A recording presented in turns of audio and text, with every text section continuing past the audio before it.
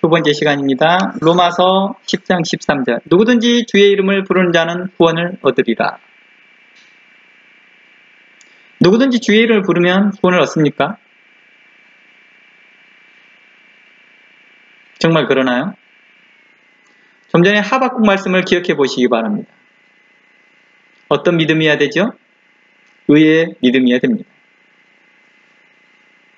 그래서 마태복음 7장 21절 말씀이 그래서 나오는 거죠. 마태복음 7장 21절 말씀에 나더러 주여 주여 하는 자마다 천국에 다 들어갈 것이 아니라고 말합니다. 오직 아버지의 뜻대로 행하는 자들이라고 말합니다. 아버지의 뜻대로 행하는 자들은 어떤 자들이에요? 거만하지 아니하고 교만하지 아니하고 겸손하며 온유하며 성령의 열매를 성령을 쫓아 행하는 자들이어야 될 것입니다.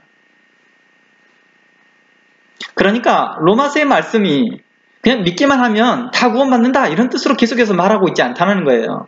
로마서 말씀을 바르게 이해할 수 있는 것들은 아까 좀 전에 하박국 말씀과 로마서 1장 말씀을 잘 이해를 해야지만이 그 흐름을 놓치지 않고 로마서의 마지막까지 잘 해석할 수 있는 것이죠.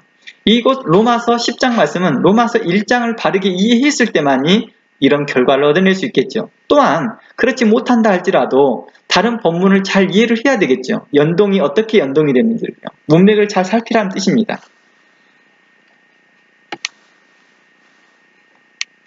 로마서 10장 9절 말씀에 이렇게 말합니다. 내가 만일 내 입으로 예수를 주로 시인하면 또 하나님께서 그 죽은 자 가운데 살리신 것을 내 마음에 믿으면 구원을 얻으리라. 여기서 믿음의 어떤 기준점을 이야기를 해주네요. 바로 부활하신 예수 그리스도를 이야기하고 있습니다. 사람이 마음으로 믿어 의에 이르고 입으로 시인하여 구원에 이른다라고 말합니다. 어떤 것을 마음으로 믿는 것입니까? 부활입니다. 기독교 신앙을 부활의 신앙이라고 말합니다. 이 부활에 대해서 우리는 알아야 될 것입니다. 성경에서 이르되 누구든지 저를 믿는 자는 부끄러움을 당치 않는다라고 말하는 것입니다. 17절 말씀에 그러므로 믿음은 들음에서 나며 들음은 그리스도의 말씀으로 말미암았다라고 말합니다. 들음은 그리스도로 말미암았다. 그리스도의 말씀으로 말미암았다는 것이죠. 믿음은 그리스도의 말씀을 들었을 때 그 믿음이 커지는 거예요.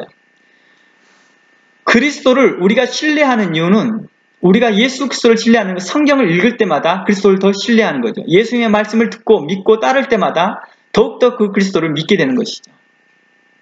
예수님을 따라다니는 사람들이 더욱더 예수님을 추정했던 이유가 뭐예요? 예수님의 말씀이 진리인 것을 스스로가 알았기 때문이죠. A라는 말씀을 믿었더니 B라는 말씀이 믿어지고 B라는 말씀이 믿었더니 C라는 말씀이 믿어지고 이렇게 연쇄작용이 일어나는 것이겠죠. 그러나 버림받는 자들은 어떤 자들이에요? 누가복음 말씀을 가봅니다. 누가복음서 6장 46절 말씀에 봅니다. 이런 말씀이 있습니다. 너희는 나를 주여 주여 하면서도 어찌하여 나의 말하는 것을 행치 아니하느냐라는 것입니다.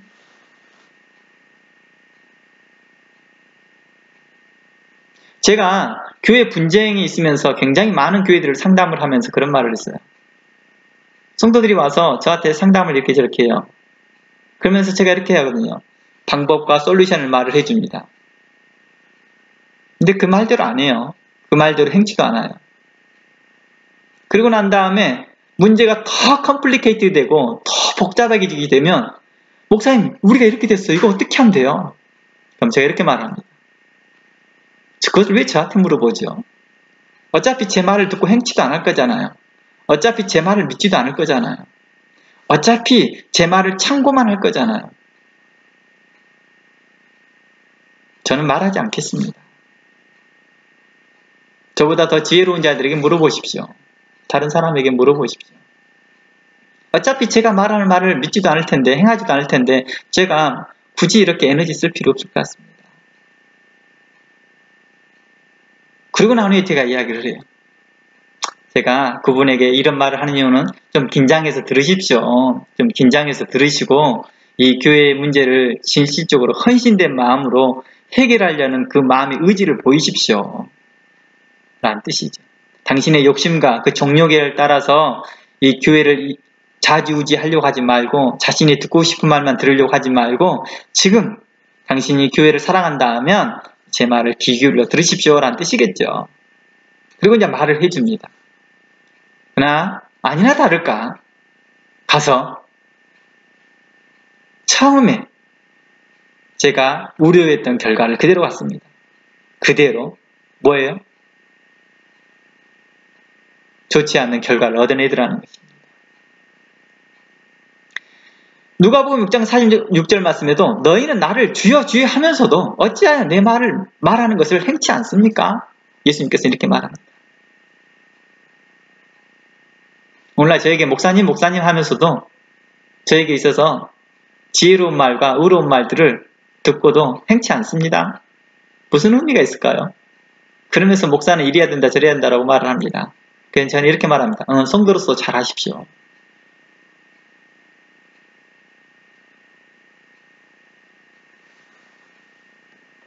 마태복음 7장 21절 말씀에 주여 주여 주여 하는 자마다 천국에 들어가는 것이 아니라 다만 하늘에 계신 내 아버지의 뜻대로 행하는 자가 들어간다고 말합니다.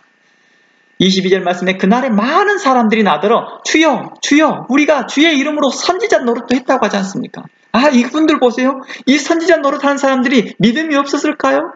믿음이 있잖아요. 주의 이름으로 귀신을 쫓아냈습니다. 주의 이름으로 귀신을 쫓아낼 때 그들이 믿음이 없었나요? 믿음이 있었잖아요. 하박국의 말씀처럼 교만한 자들도 거만한 자들도 믿음을 갖고 있더라는 것입니다. 하박국에서 로마서에서 말하고자 하는 것은 어떤 믿음이냐? 의의 믿음이었고 그 의의 믿음은 추상 명사로 남는 그 믿음이 아니라 의가 실천되어지는 믿음이었다는 것입니다. 어떤 사람은 주의 이름으로 많은 권능을 행치 아니하였나이까? 그때 내가 저희에게 밝히 말하되 내가 너희를 도무지 알지 못하느니 불법을 행하는 자들아. 여기서 불법이라고 말하는 것은 하나님의 뜻과 상관이 없다는 뜻이겠죠. 하나님께서 인정되어지지 아니하는 믿음, 하나님께 인정되어지지 않는 삶, 하나님께 인정되어지지 않는 믿음의 태도이겠죠. 자신들은 믿음의 태도라고 하나 하나님께 인정되지 않는다는 것입니다. 왜 그래요? 하나님의 뜻을 알지 못하니까요. 우리가 왜 성경을 묵상을 해요? 하나님의 뜻을 알고자 하는 것입니다. 근데 하나님의 뜻이 왜 우리에게 중요하냐고요? 바로 우리의 구원과 관련되어 있기 때문입니다. 봐보세요. 많은 사역자들이, 이곳의 사역자들이 그러잖아요. 내가 이것도 행하고 저것도 하고 이것도 합니다. 디모데의 말씀에 뭐라고 말합니까? 전심전력을 하라. 너희가 이 말씀을 증거하고 라고 나옵니다.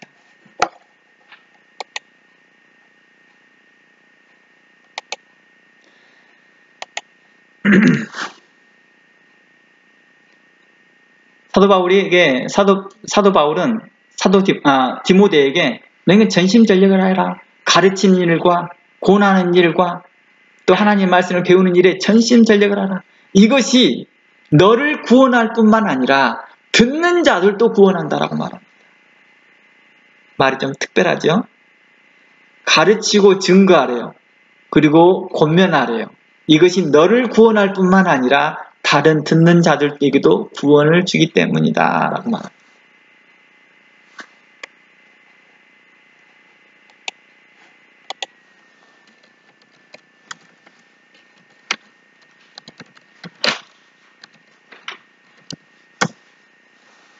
디모데전서 4장 15절 말씀 가봅니다.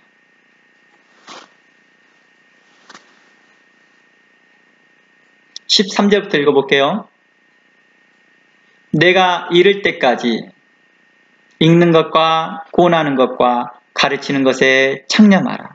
내 속에 내 은사 곧 장로회의에서 안수받을 때 예언으로 말미암아 받은 것을 조심 없이 말며 이 모든 일에 전심전력하여 너의 진보를 모든 사람에게 나타나게 하라. 여기서 전심전력하여 너의 진보, 너가 지금의 진보가 뭐예요? 믿음의 성장하는 걸 말하는 거예요. 신앙의 성숙을 이야기하는 것입니다. 진보, 발전되어지는 모습을 모든 사람에게 보이게 하라는 것입니다. 성도냐? 목사냐? 그러면 너의 진보를 보여라 이것입니다.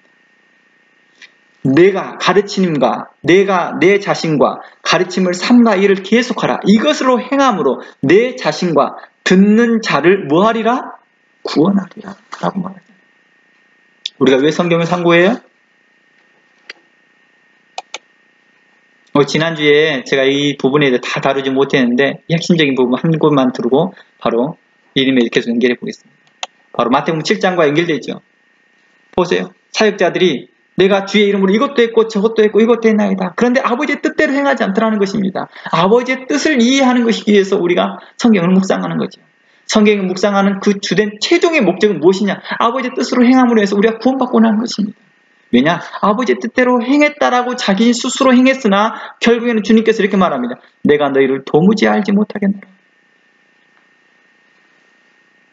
23절 그때 내가 저희에게 밝히 말하되 내가 너희를 도무지 알지 못하리니 불법을 행하는 자들아 내게서 떠나가라 하니라. 이들이 얼마나 실망스러울까요? 내가 예수님에 대해서 얼마나 적극적으로 믿었는데요 라고 할 거 아니에요. 그렇죠?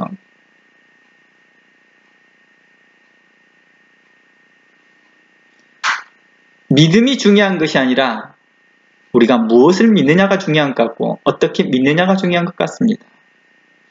믿음이 무엇이냐의 정의가 중요한 게 아니라 내가 그 믿음에 대해서 어떻게 그 믿음에 대해서 어떻게 행하느냐가 중요한 것 같습니다. 어떤 것을 행하냐가 중요한 것 같습니다. 마태복음 25장에도 그렇습니다. 11절 말씀에 그 후에 남은 처녀들이 와서 가로되 주여 주여 우리에게 열어주소서. 대답하여 가로되 진실로 너희에게 이르노니 내가 너희를 알지 못하노라. 또 다른 본문에 이렇게 말합니다. 주님 내가 주님과 함께 있었고 말씀을 가르칠 때 함께 있었고 주님과 함께 하지 않았습니까? 라고 말합니다. 이 사람들은 주님을 따라다녔던 사람이었나 봐요. 그랬더니 주님이 이렇게 말합니다. 내가 너희를 도무지 알지 못하겠노라. 악하고 게으른 종아 내게서 떠나가라. 악을 행하는 자들아 내게서 떠나가라 라고 말합니다. 이제 믿음에 대해서 좀 이제 살펴보려고 합니다. 우리가 지금 쉐어링을 안 하고 지금 바로 여기 넘어왔거든요. 계속 쉐어링 없이 좀 진행해 보겠습니다. 믿음은 헬라어로 신뢰, 신용이란 뜻을 가지고 있습니다. 신뢰관계, 신용, 꾸준함이란 뜻을 가지고 있습니다. 이 꾸준함은 인내도 포함되겠죠. 또한 이 믿음은 확신이란 뜻도 있습니다. 그러니까 내가 믿는다라고 하는 것은요, 내가 꾸준함도 있고 인내심도 있어야 되는 거고, 내가 믿는다라고 하는 것은 그 사람과의 신뢰관계가 형성이 되어야 하는 것이죠.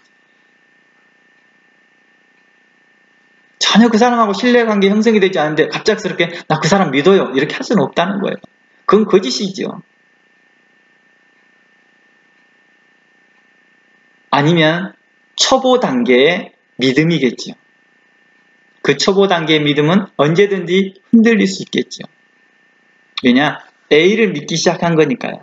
이제 B가 믿어지고 C가 믿어지고 D가 믿어지고 이렇게 하면서 차츰차츰 믿어짐의 그것이 깊어져야 되겠죠. 그래야지 친밀감이 형성이 될 거 아닙니까? 일방적으로 믿는 것과 서로 신용관계에서 형성되는 믿음은 차이가 있겠죠. 예를 들어서 이런 것입니다. 내가 좋아하고 있고 내가 좋아한다고 하는 그 은행에서 난 믿음과 확신을 갖고 있습니다. 그 은행이 나에게 1000만 원을 빌려줄 거야. 나는 확신해. 나는 믿어. 이렇게 한다고 해서 그 은행이 나에게 1000만 원을 빌려주지 않습니다. 그 은행과의 나의 관계가 신용관계가 형성이 되어야 되지 않겠습니까? 그래서 믿음은 이례적인 작용이 아니라 지속적인 것으로 나타나기도 한다는 것입니다. 그리고 인격적인 관계에서도 나타난다고 말합니다.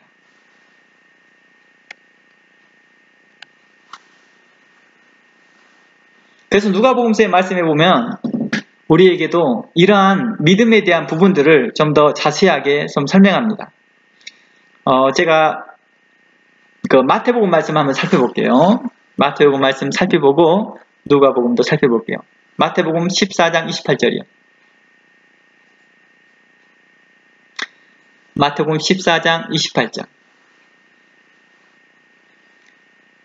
베드로가 대답하여 가로되 주여 만일 주시옵은 나를 명하여 물 위로 오라 하소서 한데 오라 하시니 베드로가 배에서 내려 물 위로 걸어서 예수께로 가되 바람을 보고 무서워 빠져가는지라 소리질러 가로되 주여 나를 구원하소서 하니 예수께서 즉시 손을 내밀어 저를 붙드시며 가라사대 믿음이 적은 자여 왜 의심하느냐 하시고 배에 함께 오르심에 바람이 그친지라 배에 있는 사람들이 예수께 절하여 가로되 진실로 하나님의 아들이소이다 하더라. 자, 이곳에서 우리 잠시 머물러 생각해 봅시다. 베드로가 다른 동료들과 함께 배를 타고 갑니다. 그때 베드로가 이렇게 말합니다. 주님, 나를 명하여 물 위로 걷게 하여 주시옵소서 라고 말합니다. 지금 현재 이 말을 기도로 표현해 볼게요. 하나님, 나로 주의 이름으로 이 물 위를 걷게 해 주시옵소서 라고 했더니 주님께서 오라 이렇게 말합니다. 허락해 주셨다는 거예요. 퍼밋해 줬다는 거예요.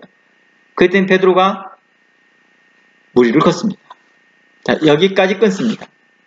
여러분, 어떤 사람이 여러분의 동료들 가운데서 목사들 주변 가운데서 어떤 사람이 이렇게 신앙 고백합니다. 저는 죽으면 죽을지라도 저는 모슬렘 국가에 들어가서 선교하겠습니다. 어떻게 들려요? 믿음 있게 들리죠. 믿음이 훌륭하게 보인다는 것입니다. 아, 하나님께서 저에게 응답해 주셨습니다. 말씀해 주셨습니다. 그때 여러분들은 더욱더 확신할 것입니다. 우와, 저 사람이 정말 믿음이 신실한가 봐. 와, 어떤 믿음이 저렇게 신실하면 저런 말들을 할 수 있지? 있습니다. 정말 그 사람은 모슬렘 땅을 밟았습니다. 베드로가 물 위를 걷는 것처럼 말입니다. 사람들은, 함께 있는 배에 있는 사람들은 놀랐을 것입니다. 와우! 베드로가 물 위를 걷고 있다. 굉장한데. 그런데 어떻습니까? 물 위에 빠졌습니다.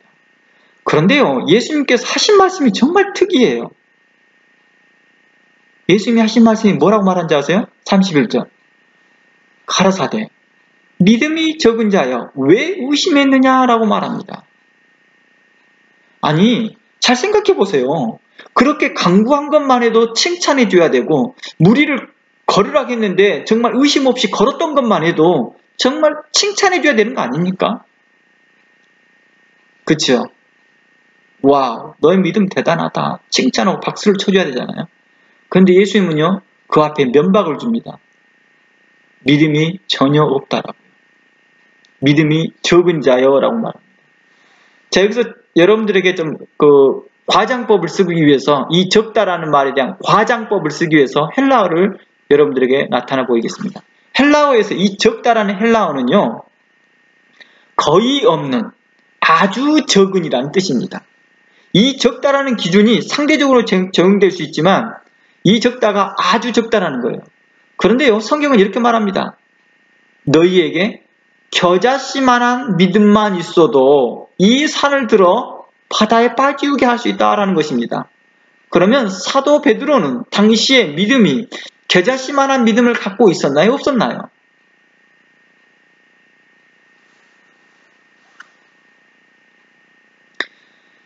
누가복음서 말씀 가봅니다. 누가복음서 13장 25절 말씀입니다.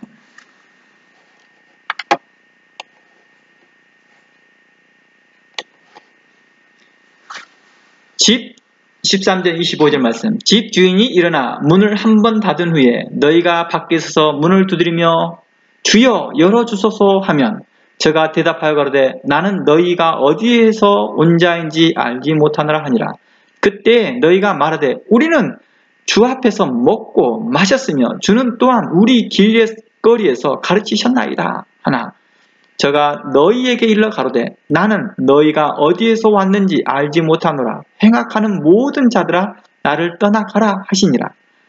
너희가 아브라함과 이삭과 야곱과 모든 선지자는 하나님 나라에 있고 오직 너희는 밖에 쫓겨난 것을 볼 때 거기서 슬피 울며 있을 이를 갈고 있을 것이라.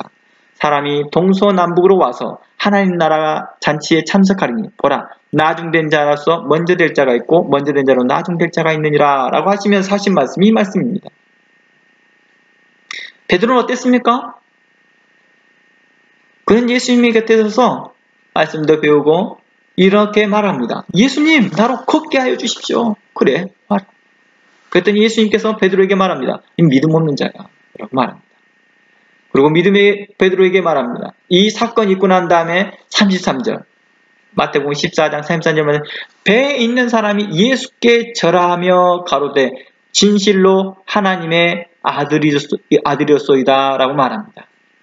그 전까지 그러면 그들의 믿음의 단계는 어떤 단계였을까요?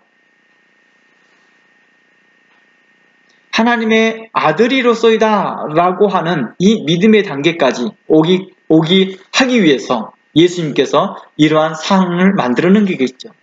베드로를 통하여서 이런 상황을 경험하게 합니다. 진짜 참으로 하나님께서 인도하셨다. 그리고 더욱더 베드로의 자신에게 뭘 줍니까? 믿음을 갖게 합니다. 이런 일들로 해서 더욱더 믿음을 갖게 합니다. 아브라함이 가나안 땅에 도착했습니다. 하나님께서 아브라함에게 더욱더 하나님이 아브라함과 함께 있는 모습들을 보여주기 시작합니다. 애굽에 가서 어려운 일을 당하게 하고 그것에서 나오게 하시고 여러 일들을 겪게 하시더라는 것입니다. 그러면서 그거로 무엇을 진실로 바라보게 합니까? 하늘의 것을 바라보게 하는 것입니다. 베드로에게도 바로 이런 과정이겠죠. 바로 진실된 믿음으로 이끌어가고 있는 그 과정이라는 것입니다. 베드로는 차츰차츰 믿음이 성장하고 있었겠죠. 베드로는 처음에 예수님을 따를 때 어땠습니까? 메시아를 믿고 따랐습니다. 메시아라고 믿고 따릅니다. 나중에 이 부분을 부르심에 대해 다시 자세하게 설명하겠습니다. 그러나 후에 어땠습니까? 메시아라는 뜻은 무슨 뜻이에요? 하나님께 보내심을 받는 자라는 뜻이고 하나님의 아들이다 라는 뜻도 돼요.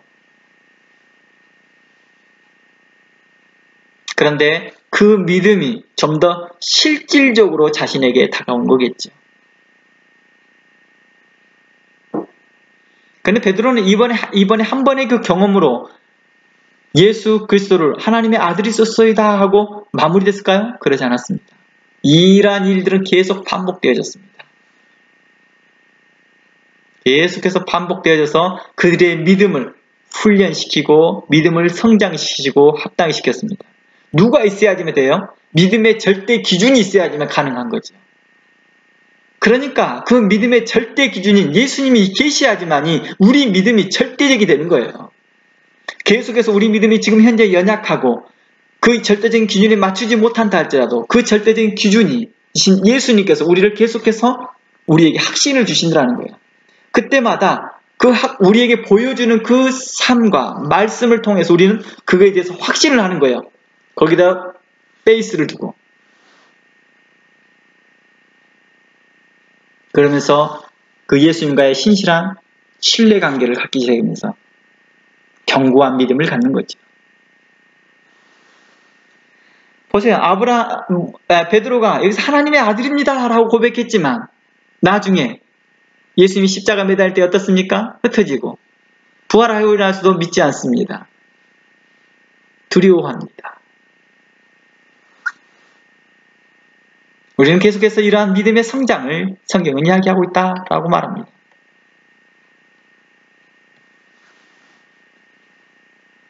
의심하다. 우리의 의심은요, 계속해서 새로운 것들을 만들어내기 시작합니다. 의심은 신뢰관계가 깨어질 때부터 의심하게 됩니다. 또한 반대로 의심하기 시작할 때부터 신뢰관계는 깨어지기 시작합니다. 저는 여러분들에게 다시 한번 물어봅니다. 여러분들은 무엇 때문에 저에게 와서 성경을 배우시나요? 저는 많은 목사님들이나 또 다른 분들이 이렇게 말합니다. 목사님을 전적으로 믿기를 바라는 마음이 있습니다. 저는 이렇게 말해야 될 것 같습니다. 우리는 진리가 아니고 진리를 믿는 자들이기 때문에 이 진리인 것을 그리스도께서 스스로 증명하였던 것처럼 우리도 그리스도 안에서 우리가 진리를 따르는 자인 것을 스스로 증명해내야 됩니다. 그런데 사람들을 보고 자신을 무조건 추종하라 하고 믿으라고 한다면 이는 사이비 교주요. 거짓된 자요, 바로 이단과 같은 자들이겠죠. 자신을 메시아라고 말하는 자들과 같은 자들이죠. 그래서 우리는 이렇게 말합니다. 우리의 절대 신뢰자는 예수 그리스도입니다. 그럼에도 불구하고도 사도 바울은 이렇게 말합니다. 그러나 너희는 내가 그리스도를 본받는 것 같이 너희는 나를 본받는 자 되라 라고 말합니다. 이 말을 할 수 있었던 것은 사도 바울이 그들과의 신뢰 관계가 있었던 것이고, 또한 그들이 사도 바울을 신뢰해 줄 것을 신뢰했기 때문이죠. 믿었기 때문에 그 말이 가능했다는 것입니다. 우리는 교회에서 다니면서 목회자들을 신뢰할 수 없다 한다면 어떻게 그 설교를 갖다가 은혜를 받을 수 있으며 그 설교 가운데서 우리가 믿음이 성숙하고 자라날 수 있겠습니까? 그래서 목사라고 안수를 받고 목사로서 위임을 받는 것이 큰 축복이에요. 우리가 어떤 설교들을 하는데 그 사람이 목사의 자격이 부여받지 않는데 그 사람이 설교하고 있으면 우리는 1차적으로 의심하게 될 것입니다. 저게 맞을까? 저게 말이 맞나?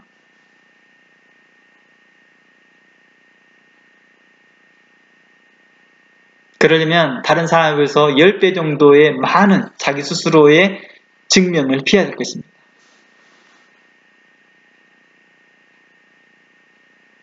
그래서 목사가 아닌 사람이어도 충분히 성경을 가르칠 수 있고 우리에게 믿음을 줄 수 있습니다. 단 목사로서의 그 자격을 부여받은 사람보다 훨씬 더 많은 증명해야 될 것들이 많다는 것입니다. 바른 신학을 통하여서 나타내야 되고 바른 성경 해석을 통하여 증명해내야 되고 그랬습니다. 그런데 이와 반대로 목사로서 부임을 받았지만 자기 자신이 하나님께로 왔은 것을 증명을 못하고 있더라는 것입니다. 말씀의 해석이 불분명하고 말씀의 증거가 불분명하고 말씀의 해석이 불분명한다 한다면 이는 거짓이겠죠.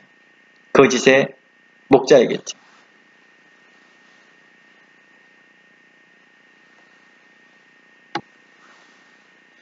그러므로 성경은 이렇게 말합니다.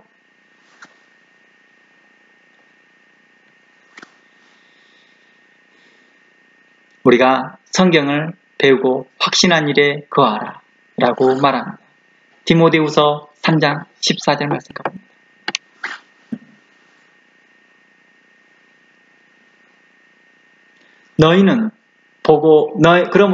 그러나 너는 배우고 확신한 일에 거하라.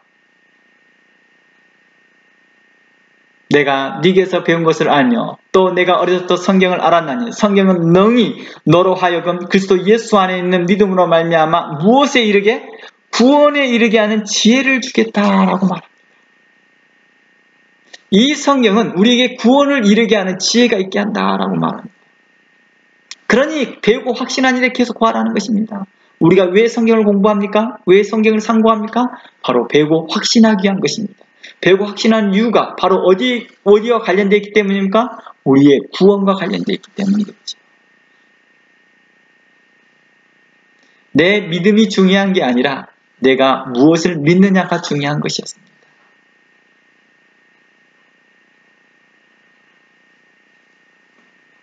그리고 그 믿음에 대해서 나는 어떻게 하는 것입니까? 확신하는 것이고 신뢰와 신용관계, 꾸준함이 있어야 되는 것입니다.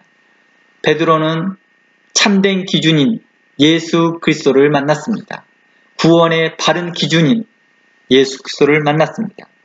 모든 사람은 무신론자들이나 아니면 무종교자들조차도 자신들이 구원받기를 바랍니다. 그러나 그 기준점이 그들에게는 없기에 오직 기준점은 예수 그리스도이기에 우리는 그 예수 그리스도께 나왔습니다. 그러나 예수 그리스도께 나와 있다고 해서 되느냐라고 하지 않고 그 예수 그리스도와의 관계에서 신뢰관계, 신용관계, 꾸준함이 있어질 때 우리는 그 믿음을 통하여서 추상명사로만 남지 아니하고 실존명사로서 나타나게 된다는 것입니다. 이게 바로 영어로 표현한다면 believe, 나는 믿는다. I believe in Jesus. 나는 예수님을 믿습니다. 라고 말합니다.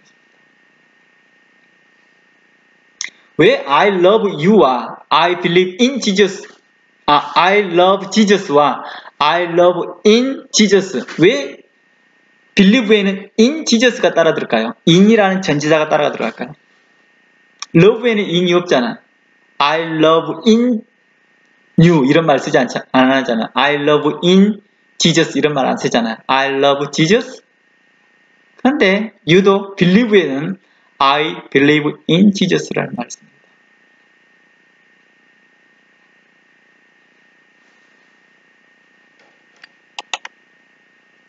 이것은 어법 때문에 그렇습니다. 문화적 어법 때문에 그렇지 너무 지나치게 in Jesus에 너무 지나치게 얽매이다 보면 이는 문화를 무시하는 것이 언어적 유의를 무시하고 있는 것입니다. 그 그람마틱에 너무 집착한 나머지 그런 현상이 벌어지는 것입니다. 우리나라 성경을 보십시오. 나는 예수님을 믿습니다. 이 말이 무슨 뜻이에요? 예수님을 믿는 거예요. 그러면 이 표현을 I believe in Jesus라고 하는 영어 표현에서 I believe in Jesus가 영어 사람들은 우리가 국어문으로 표현한 나는 예수님을 믿습니다라는 말과 다르게 인식되어질까요? 아니라 똑같이 인식되어집니다. 그러면 헬라어에서 and Jesus, 예수스라고 표현된 피스티스 and Jesus라는 말이 그럼 예수 그리스도 안에서 믿어야 된다 이런 뜻인가요? 그 말이 아니죠. 예수는 믿으라는 뜻이에요. 너무 지나치게 문법에 얽매이면서 그 과장된 표현들을 하지 않았으면 좋겠습니다.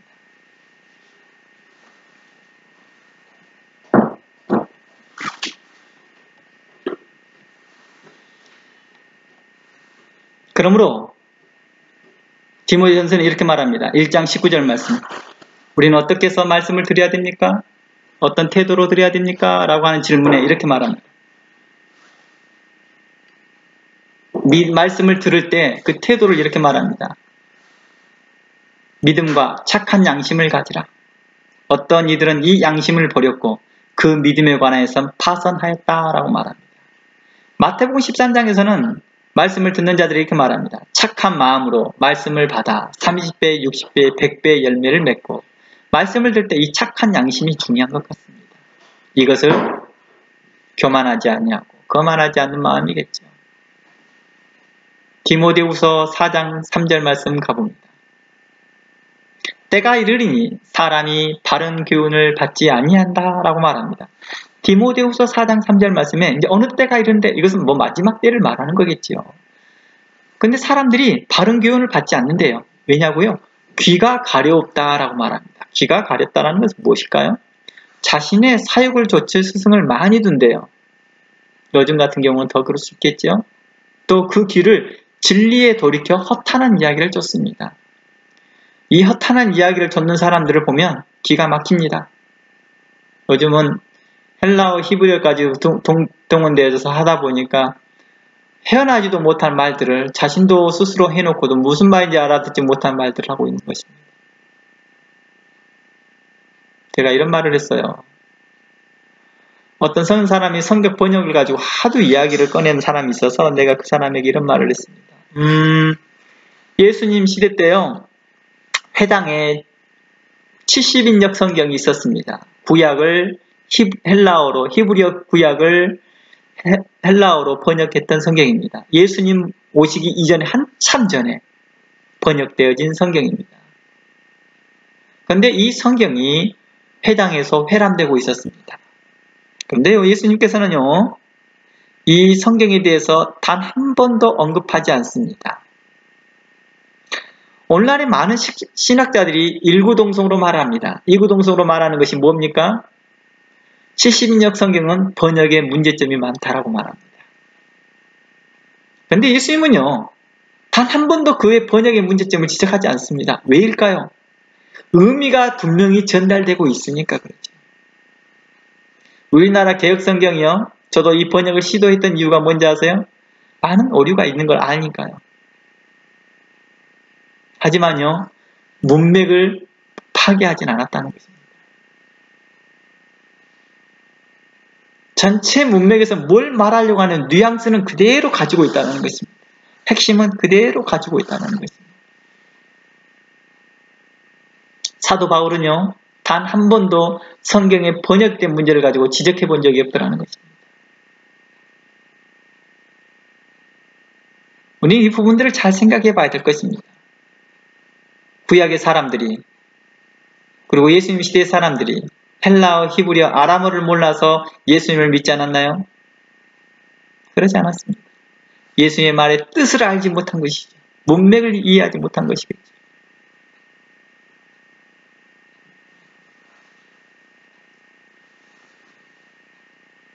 사도 바울과 바나바와 함께 사역할 때 많은 사람들은 귀가 가려워서 사도 바울과 바나바의 말을 듣지 않는 것들을 듣게 됩니다.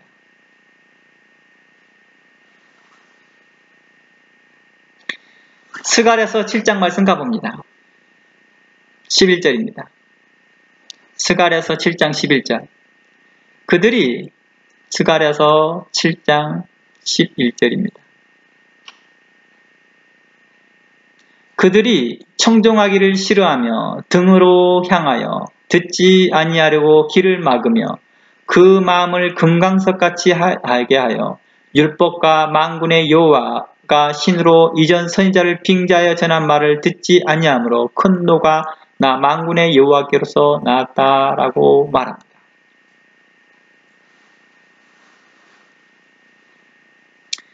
계속 말씀 살펴볼게요. 그냥요. 이사야서 30장 9절에서 11절, 12절 읽어볼게요. 이사야서 30장 9절에서 12절 말씀입니다. 대저 이는 패역한 백성이요 거짓말하는 자식이요 여호와의 법을 듣기 싫어하는 자식이라. 그들이 선견자에게 이르기를 선견하지 말라. 선지자에게 이르기를 우리에게 정직한 것을 보이지 말라. 부드러운 말을 하라. 거짓된 것을 보이라. 너희는 종로를 버리고 첩경에서 돌이키라. 이스라엘의 거룩하신 자로 우리 앞에서 떠나가게 하라 하는도다. 이러므로 이스라엘의 거룩한 자가 말씀하시되 너희가 이 말을 업신여김으로 압박과 허망을 믿어 그에게 의뢰한다라고 말합니다.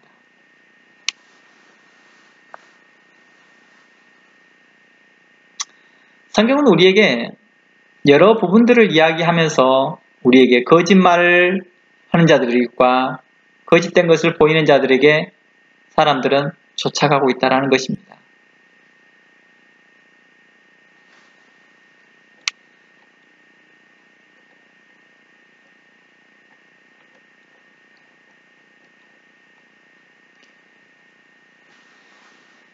마태복음 7장 7절 한번 가보겠습니다.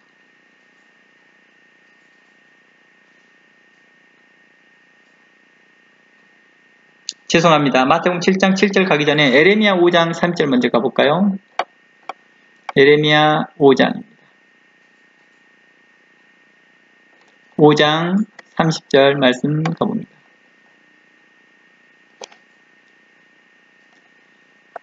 에레미야 말씀을 보면 이 땅에 귀기하고 놀라운 일이 있도다. 31절 선지자들은 거짓을 애언하며 제사장들은 자기 권력으로 다스리며 내 백성은 그것을 좋게 여기니 그 결국에는 너희가 어찌 되겠느냐라고 말합니다. 놀랍지요? 선지자들은 거짓을 애언합니다. 제사장들은 자기의 권력으로 다스립니다. 그러니까 뭐예요? 오늘날로 말하면 제왕적 목회를 하는데 그것을 좋게 여긴다 이것입니다. 목회자의 품위 유지하는 것 좋게 여기는 거겠죠. 뭐 여러 가지 의미로 해석할 수 있겠죠. 내 백성을 그걸 좋게 여기니 그 결국은 너희가 어떠하겠느냐라고 말합니다. 이유가 뭘까요? 예레미야 말씀 계속해서 봅니다. 6장 13절 이는 그들이 가장 작은 자로부터 큰 자까지 다 탐담했다고 말합니다. 탐욕을 품었다 이 말입니다. 선지자로부터 제사장까지 다 거짓을 행합니다. 그들이 내 백성의 상처를 심상히 고쳐주며 말하기를 평강하다 평강하다 나 평강이 없도다. 이 말이 무슨 말이에요? 격려되고 위로되는 말씀만 전해주면 된다 이것입니다. 자신의 탐욕 때문에 그래요. 탐욕 때문에. 장사 막 개업한 사람에게 장사 잘 될 거예요 라고 말해주면 좋잖아요. 다 그래 좋은 말이잖아요. 오늘날 교회 가요. 의롭지 못하고요. 불의하게 행하면서도 하나님께서 인도해 주실 것입니다. 하나님께서 은총을 주실 것입니다.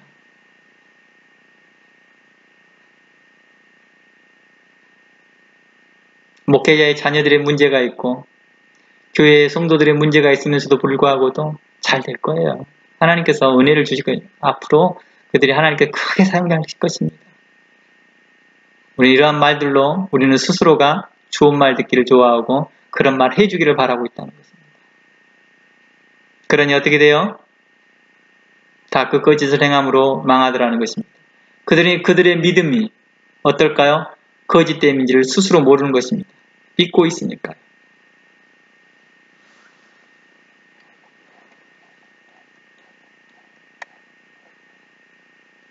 마가복음 7장, 아까 좀 전에 보려고 했던 거 다시 봅니다. 마가복음 7장, 7절 말씀을 보면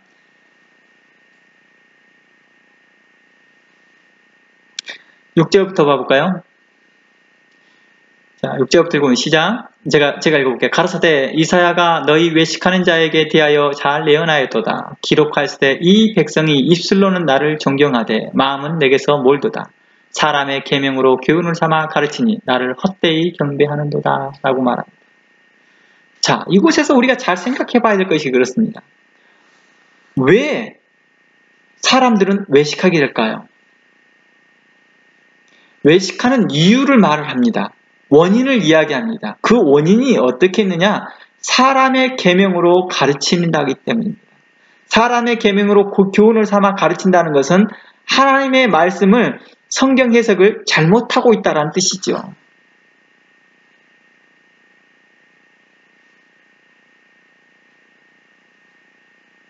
그러니 사람들이 입술로는 하나님을 존경합니다.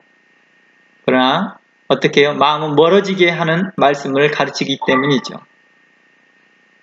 외식되게 사람들로 가르치기 때문이겠죠.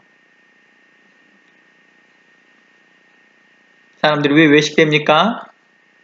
왜 잘못 배워서 그래요. 우리의 성도들에게 대해서 우리는 잘 가르쳐야 됩니다. 의로움과 진실함과 착한 마음으로 가르쳐야 되겠죠. 그렇지 아니하면 우리의 성도들은 외식될 것이며 또 가르치는 나 자신들조차도 외식된 삶을 살아가고 있겠죠. 우리가 왜 성경을 묵상합니까? 바로 이러한 이유들 때문이겠죠. 깊이 상고하고 묵상하고 살펴서 하나님의 뜻이 무엇인지를 바르게 이해하고 증거해 주는 것입니다. 사람의 계명으로 해석해서 가르치는 것이 아니라 의로 가르쳐야 되겠죠. 우리가 애써서 경배하였지만 그것이 헛된 경배가 되지 않기 위한 것입니다. 아니 주님, 내가 주님을 얼마나 경배했는데요. 내가 11조도 하고 이것도 하고 저것도 하고 내가 심지어는 나는 선지자 노릇도 했고 귀신도 내쫓았고요. 말씀도 가르쳤습니다. 라고 했을 때 주님께서 그러잖아요. 불법을 행하는 자들아, 난 너를 도무지 알지 못하겠다 라고 말합니다. 외식을 했기 때문에 불법을 행했다라고 하는 것이죠. 그들의 믿음은 어디로 갔습니까? 그들이 믿고 증거했던 것은 무엇이었을까요? 그리고 그것을 믿고 따랐던 것은 무엇이었을까요? 그러니 믿음은 어디를 기초해 있습니까? 바른 성경 해석을 통하여 기초되고 있습니다.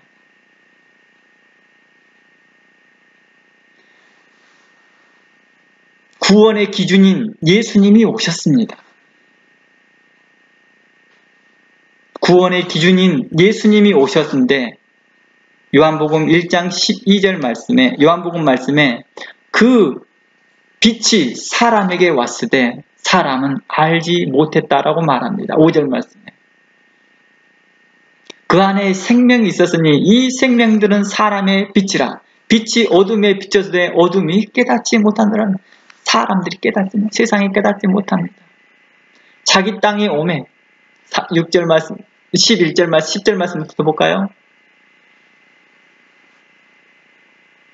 그가 세상에 계셨으며 세상은 그로 말미암아 지은 바 되었으되 세상은 그를 알지 못했다고 말합니다. 자기 땅에 오매 자기 백성이 영접지 아니했다고 말합니다.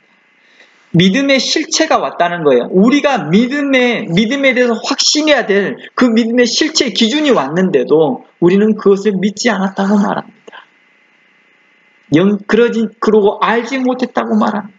깨닫지 못했다고 말합니다. 그러니 영접할 수 없었던 거겠지. 그래서 예수님께서 이렇게 말합니다. 그러므로 영접하는 자, 이 사람들은 어떤 사람들이에요? 깨닫고 확신하고 상고하고 깨닫고 확신했던 사람들이 영접하는 거겠죠. 영접하는 자, 곧 그 이름을 믿는 자들에게는 하나님의 자녀가 되는 권세를 주었다고 말합니다. 영접했다고 말합니다. 우리가 지난주에 시간에 봤을 때 요한복음 6장을 통해서 보면 어떻습니까? 그들도 영접했습니다. 와우! 예수님을 왕 삼으려고 영접합니다. 그러나 예수님은 원치 않습니다. 희한하죠?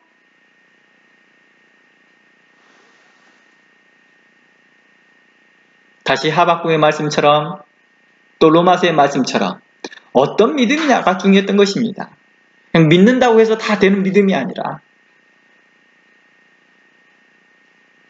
교만하고 거만하고 자기 생각을 부풀려서 말하는 자들과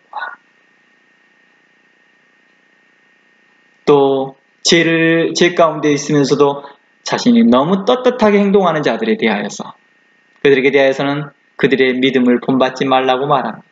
그들은 외식되었다고 말합니다. 그들은 부패하였다라고 말합니다. 그들은 부패한 자라고 말하고 그 믿음에 대해 파산되었다고 말하고 로마서에서는 그들이 하나님을 마음에 두기를 싫어하는 자들이고 그들이 임의대로 행하는 자들이라고 말합니다. 그러나 그들은 스스로는 믿음이 있다라고 자랑하니 로마서는 이렇게 말합니다. 네가 그 자랑하는 것으로 하나님이 도리어 욕을 얻어먹는 거다.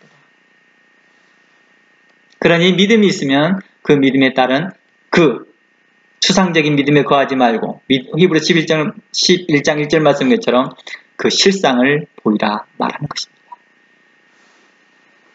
실상이라고 하니까 좀 이상하네요. 듣기엔 뉘앙스가. 믿음의 실천을 보이라 라는 뜻입니다. 너희가 믿고 있는 그 믿음에 대하여 바른 태도를 가지라 이 뜻입니다.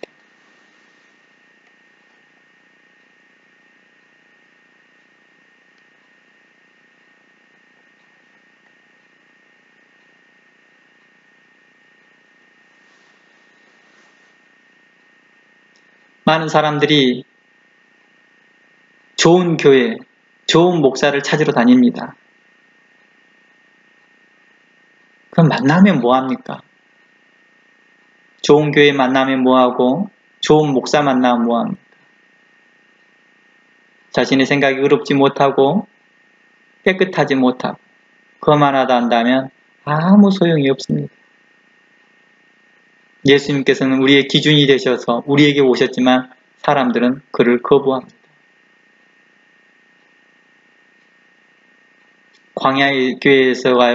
광야교회에 가요.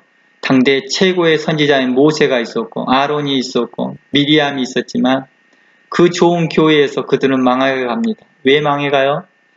히브리서 4장 2절 말씀에 이렇게 말합니다. 히브리서 4장 2절 말씀에 저희와 같이 우리도 복음을 전한 받은 자이나 그러나 그 들은 바 말씀이 저희 즉 광야교회에 유익이 되지 못한 것은 듣는 자가 믿음을 화합하지 아니했다라고 말합니다. 이 말은 다른 말로 말하면 믿음으로 그 말씀을 화합하지 않았다 이 말입니다.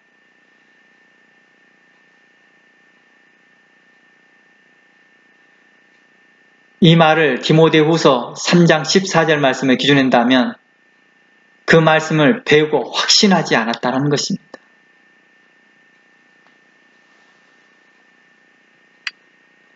그 말씀을 듣고 순종하지 않았다라고 말하는 것입니다. 그래서 히브리서 3장 18절 말씀에 하나님이 누구에게 맹세하사 그의 안식에 들어오지 못하게 하였느냐? 곧 순종하지 않는 자들이 아니냐? 이로 보건대 저희가 믿지 아니함으로 능히 들어가지 못하리라.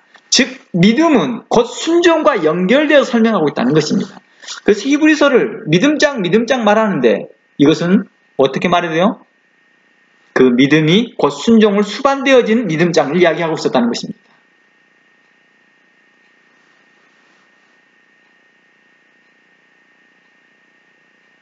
그러므로 성경은 믿음에 대하여서 설명할 때 우리의 믿음이 바른 성경 해석에 기초를 둬야 되며 또 그것이 기초가 되었다 한다면 이제 그 말씀에 확신을 갖고 나아가고 성장해 나아가는 것입니다. 자라나는 것입니다. 우리에게 부족함과 연약함과 실수가 나타날 수 있습니다. 그러나 여전히 우리는 다시 돌아와 주님께 돌아오는 그런 훈련들, 그런 태도들, 그런 의로운 마음들, 착한 마음들이 우리 안에 있어야 된다는 것입니다. 오늘 여기까지 믿음에 대해서 말씀을 나누겠습니다. 제가 이 내용들을 다 나누지는 못하는 시간적 제한 때문에 중간에 머물 수밖에 없는 것을 안타깝지만 현재로서 온라인으로서 만나고 시간적 제한 상황에 여기에서 마무리하려고 합니다.